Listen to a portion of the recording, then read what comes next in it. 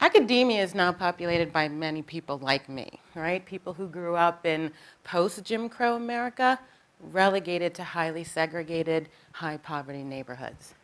We are like the unicorns of the academy. Really rare, except we exist. Obviously, I'm here today. So for people like us, regardless of whether we choose to make this our official area of research, the question of why me persists, right? People like us who attended racially segregated schools where more than 75% of students qualified for free lunch, who were given a chance to excel beyond the bounds of such schools simply because a teacher took aside our mother or father and said, your child does not belong here, right? Every year in a school like the one I just described, a handful of students or fewer are plucked out and placed in institutions far removed from their communities so that they can thrive academically, leaving behind the vast majority of their classmates. I started asking that question, why me, around 7th grade. It wouldn't be until around college that I thought to start asking the question, why not them, right? Today, the average black student scores below 75% of whites on most standardized assessments.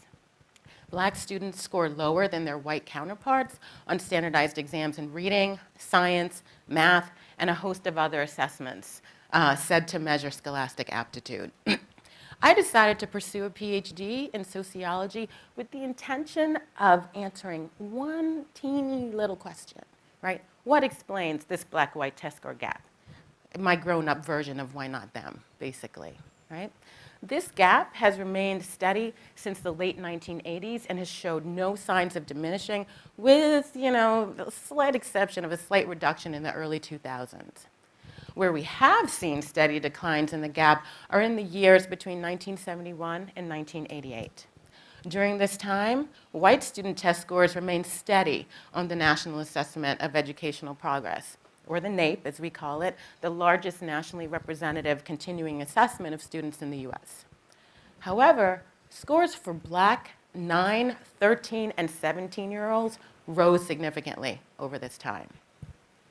Interestingly, around 1970, the percentage of black students in intensely segregated schools, meaning that they comprised 90% or more of a school's population, began declining in every region of the country except the Northeast, where I grew up, and incidentally, where we all are today. This decline stops around, you guessed it, 1988, right? And the percentage of intensely segregated schools has been increasing ever since. So was that it?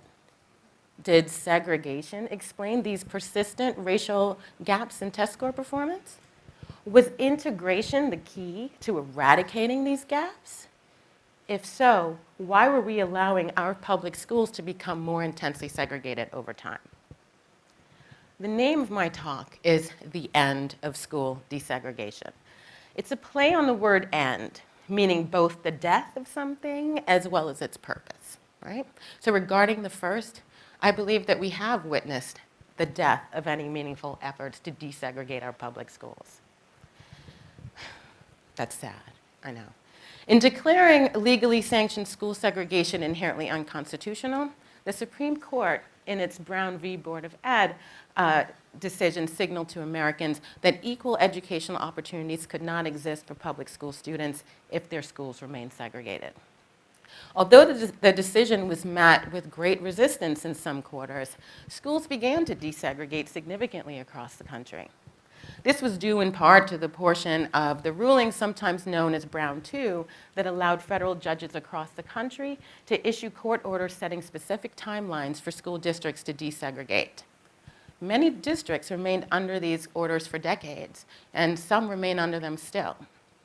However, since 1991, more bad news, many school districts formerly under these court orders have been granted what's called unitary status, meaning the courts have ruled that these jurisdictions have demonstrably eliminated the effects of past segregation to the extent practicable. Studies have shown that once released from court order, racial segregation in these districts gradually increase. Today, Black children are more racially and socioeconomically isolated than they were in 1971. Granting of unitary status is really just one factor contributing to the increase in levels of school segregation since the late 1980s. Many also point the finger to patterns of residential segregation by race. Most school districts, at least in the elementary years, assign students to schools based on neighborhood of residence. Segregated neighborhoods translate into segregated schools. And there are also a host of school choice policies that make it possible for schools, even within desegregated neighborhoods, to be composed of a student body that totally belies the demographic makeup of the community it supposedly serves.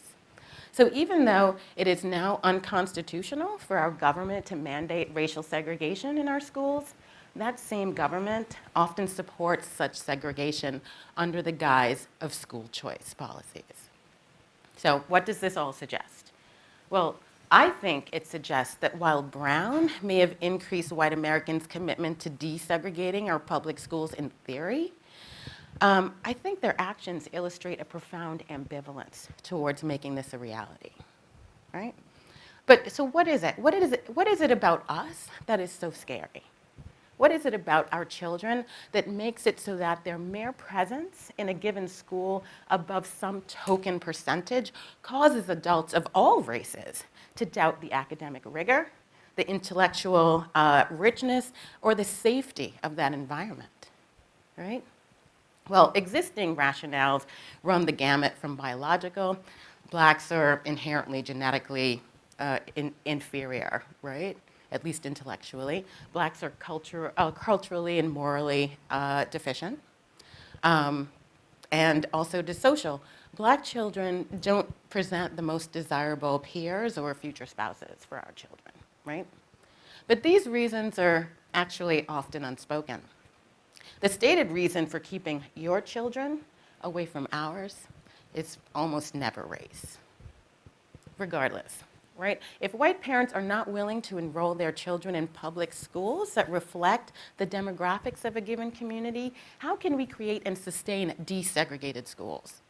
And I do not mean to suggest that this is only a black-white issue, like far from it. However, I do believe that the black-white divide is one of our most intractable race issues. So Brown made it possible for schools to desegregate by ensuring that the state no longer mandated segregated schools. But dismantling de jure segregation hasn't desegregated our schools. And without desegregation, we cannot have integration. And isn't the latter the purpose, the end, if you will, of the former? Not only has research shown that America's public schools remain segregated, it also shows that in many of the schools that appear to be desegregated, students are separated into different classrooms.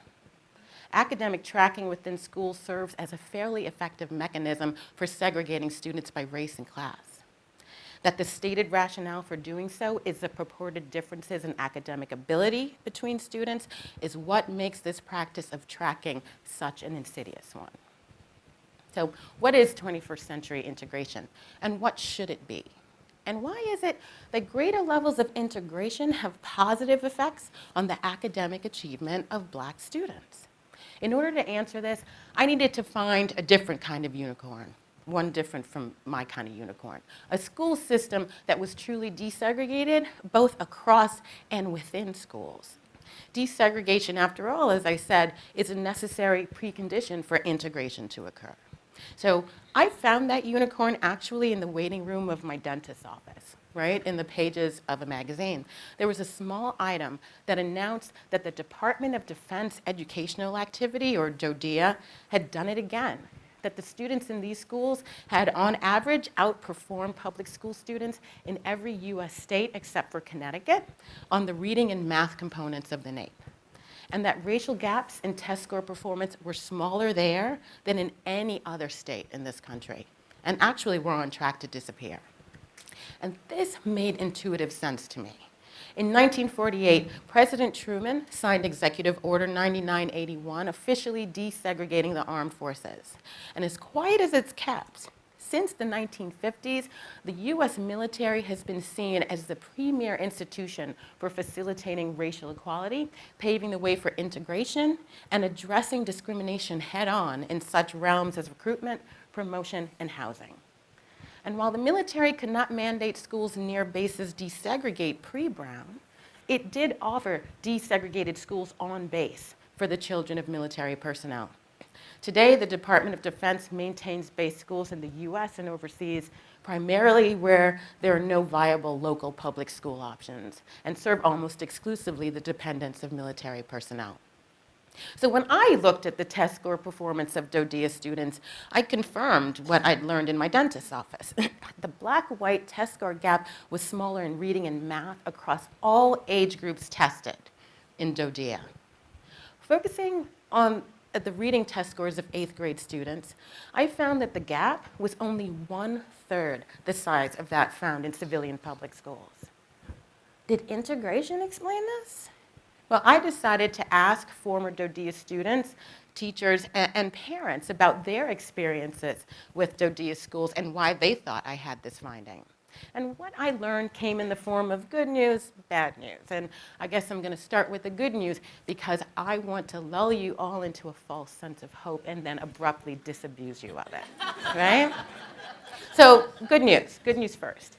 So in my interviews, particularly with the former military brats, as they're termed, when I asked why it was they thought the test score gap was smaller in DoDEA schools than in civilian schools, 3 themes came up over and over again: better resources, more involved teachers, and integration, right? Integrated classrooms, integrated peer groups, and integrated housing. I should also add that most of my respondents attended DoDEA schools as well as civilian public and/or private schools, right? So their responses were really a comparison of DoDEA to civilian schools. So not only are DoDEA schools desegregated, but the classrooms are as well. Not only do students play together in school, but out of school. They're also neighbors. Their parents are co-workers. They credited smaller gaps, at least in part, to higher rates of integration. And integration to them meant students learning, playing, and living together without regard to race. Right? This is good news. It's possible, folks, right? It happens somewhere. Integration not only leads to higher test scores for Black students, it also leads to greater harmony, fewer instances of perceived and overt racism, and guess what? No negative effect on the test scores of white students, right? Every single one of the 58 former DoDEA students I interviewed who had attended a civilian school said that DoDEA schools were far more integrated on these measures. Now comes the bad news.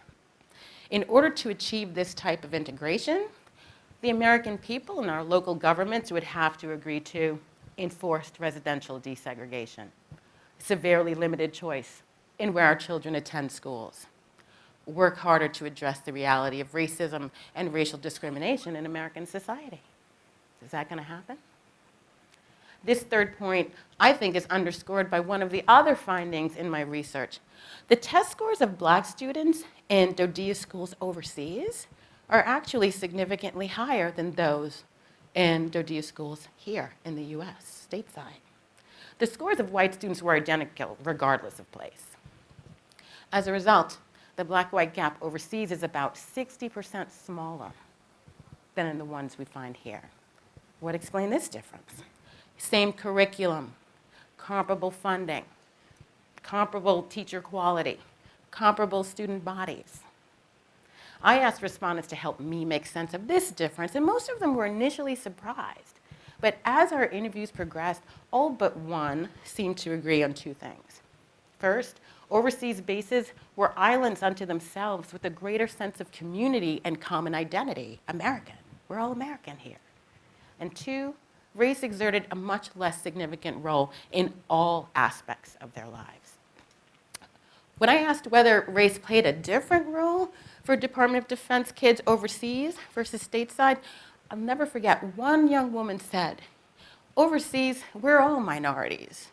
There is no one dominant group, and we are all one community. But here in the US, there's no difference between on base and off base. The same ideas about race off base come onto base. And it can be very hard trying to adjust to being here after being overseas. Now, let me be clear. DODEA is doing a fantastic job overseas and at home.